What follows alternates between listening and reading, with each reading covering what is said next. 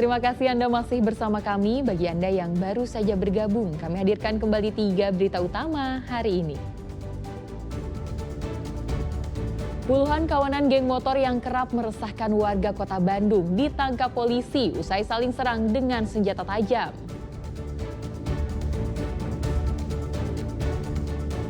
Pesepak bola muda Rizky Nurfadilah akhirnya pulang ke tanah air usai menjadi korban perdagangan orang di Kamboja.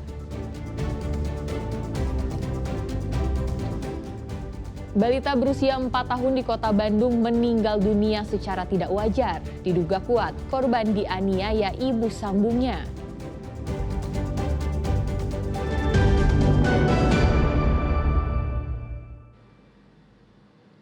Dua rumah rusak berat akibat tertimpa longsor material tembok penahan tanah setinggi 7 meter di Desa Cibunut, Kabupaten Majalengka. Longsor terjadi usai wilayah Majalengka diguyur hujan selama 4 jam.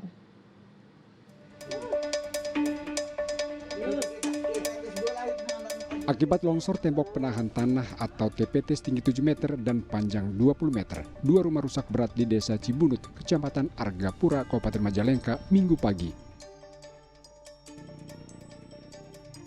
Longsor terjadi usai wilayah Argapura diguyur hujan selama berjam-jam pada Sabtu malam.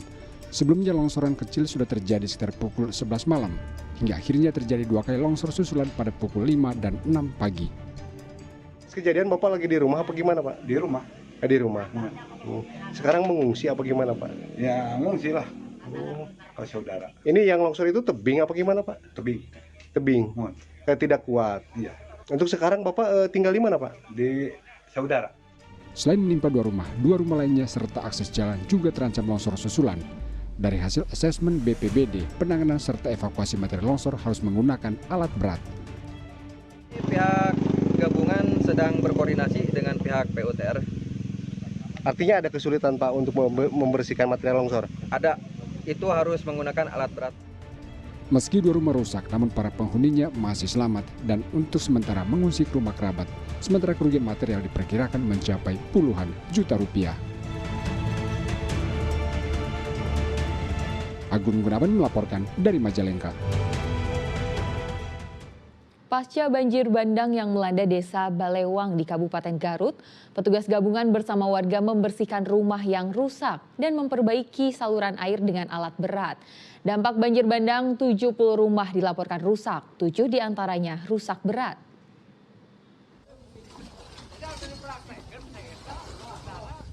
Petugas gabungan bersama warga bergotong royong membersihkan rumah rusak akibat banjir bandang di desa Balewangi, Kabupaten Garut, Minggu siang. Selain itu, petugas juga membersihkan saluran air yang rusak tertutup bambu dan potongan kayu yang terbawa banjir, serta ban bekas yang masuk ke gorong-gorong. 1 alat berat milik Dinas PUPR Garut dikerahkan untuk memperbaiki saluran air. Banjir bandang sebelumnya diperparah luapan sampah dari kawasan Papandayan sehingga masuk ke permukiman warga. Pihak desa mendata laporan sementara sebanyak 70 rumah lebih terdampak. 7 rumah diantaranya rusak berat dan 2 fasilitas umum seperti sekolah dan masjid atau musola turut terdampak.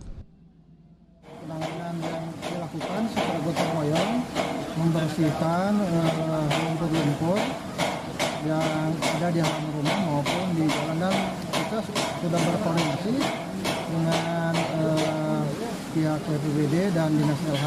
Untuk korban jiwa tidak ada? Tidak ada, alhamdulillah. Untuk Banjir bandang terjadi akibat air kiriman dari perkebunan kaki Gunung Papandayan. Maraknya alih fungsi lahan di Gunung Papandayan yang dijadikan lahan pertanian diduga menjadi pemicu banjir besar. Eko Setiabudi melaporkan dari Garut. Sudah sepekan banjir yang melanda Padaherang, Kabupaten Pangandaran tidak kunjung surut. Warga terdampak banjir mulai terserang penyakit seperti gatal-gatal di bagian kaki. Banjir masih melanda kawasan Padaherang, Kabupaten Pangandaran. Padahal banjir telah berlangsung selama 1 minggu. Dan selama itu pula warga beraktivitas di tengah-tengah banjir. Kini sebagian warga mulai merasakan gatal-gatal terutama di kaki. Dinas Kesehatan Pangandaran melalui Puskesmas Padaherang turun langsung ke lokasi banjir untuk memeriksa kesehatan warga yang terdampak banjir. Tenaga kesehatan memberikan obat dan salep anti gatal untuk warga. Pasalnya, banyak warga yang mengalami iritasi kulit, terutama di bagian kaki, akibat terus beraktivitas di genangan air. Ya, kalau yang dirasa biasanya kalau musim-musim kayak gini gatel sama apa itu namanya? Ya, yang jelasnya gatel sama yang namanya dari sawah itu kan kebanyakan dampak. Kaki gatel sama dampak biasanya. Ketinggiannya sekitar 40 cm lah, 30 40. Itu yang di depan. Yang di depan pintu. Itu yang di jalan itu kan dekat depan jalan itu kan rumah. Berarti hari-hari Bapak ya selalunya nyoblok terus. Iya, setiap banjir itu baru sudah 1 minggu lah banjir. Kalau banjir di sawah sudah setengah bulan lebih. Pemeriksaan kesehatan digelar dari rumah ke rumah agar warga tidak harus datang ke puskesmas. Selain obat-obatan, puskesmas Padaherang juga membagikan kaporit untuk sumur warga, di mana kami mengadakan pemeriksaan kepada masyarakat yang berdampak banjir dan kami langsung memberikan obat. Serta akan diadakannya kaporisasi sehingga sumur-sumur yang terendam oleh air nanti akan kami beri kaporit. Warga berharap banjir cepat surut agar mereka dapat beraktivitas dan pertanian kembali normal.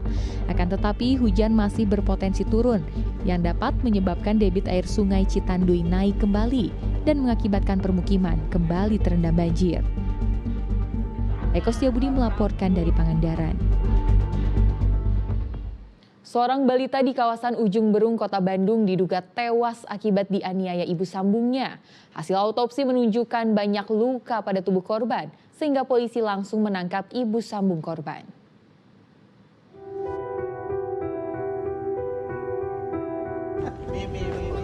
Nasib malang menimpa bocah RD berusia 4 tahun. Ia diduga tewas di tangan ibu sambungnya akibat penganiayaan berat. Korban meninggal pada hari Sabtu 22 November usai dirawat di Rumah Sakit Umum Daerah Ujung Berung, Kota Bandung. Polisi langsung mendatangi rumah korban dan meminta keterangan sejumlah saksi termasuk ibu sambung korban. Polisi memastikan bocah malang ini meninggal tidak wajar. Ini dibuktikan hasil autopsi dengan ditemukan sejumlah luka bekas penganiayaan pada tubuh korban. Kami dari Satreskrim Polrestabes Bandung sudah melakukan tindakan kepolisian berupa mendatangi langsung TKP yang diduga tempat terjadinya penganiayaan. Ya. Kemudian kami memeriksa saksi-saksi yang dianggap mengetahui kejadian sebanyak 5 orang. Kemudian kami juga membawa korban ke rumah sakit untuk dilakukan otopsi. Ya, dari hasil otopsi memang ditemukan ada beberapa luka-luka ya, di bagian tubuh korban. Dan kemudian kami cocokkan dengan keterangan para saksi. Dan untuk yang diduga pelaku saat ini sudah kami amankan, sedang dilakukan pemeriksaan di Satreskrim Polrestabes Bandung untuk mengetahui peristiwa yang sebelumnya. Kabar meninggalnya balita RA menjadi perbincangan di media sosial. Pihak rumah sakit menyatakan bahwa penyebab kematiannya bukan karena kesalahan penanganan, melainkan karena ditemukan sejumlah luka pada tubuh korban. Ibu korban menurut pihak rumah sakit bercerita bila korban terluka karena terjatuh. Muhammad Rizal melaporkan dari Kota Bandung.